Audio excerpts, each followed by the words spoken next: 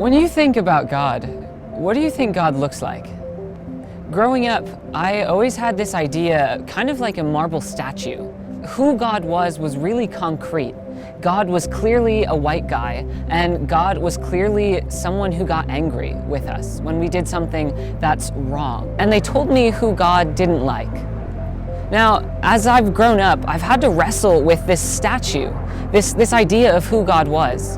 And actually, as I came out, that statue started to seem like someone who couldn't love me for me. And so I think it's time for us to smash that statue, to say that that angry white guy who we've always been told God isn't who God actually is. And I think it's time for us to smash that statue and to discover who God is for ourselves. Not just who our parents or our churches have told us God must be, but it's time to smash the statue and discover God.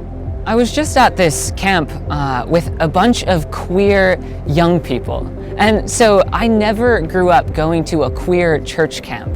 And so it was this pretty radical place where there were a lot of folks who were committed to Jesus and to the church. And yet there was a big moment of pain.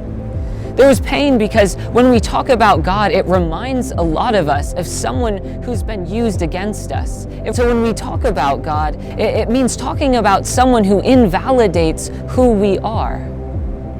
But it's a beautiful journey. Once we go around that hill, we're able to find a God who loves us and validates us and who excites us. So even though it's a struggle in the beginning because we've been told all along that God clearly can't love us, in the end, we find this beautiful promised land of queer belovedness, and we get to experience God for ourselves.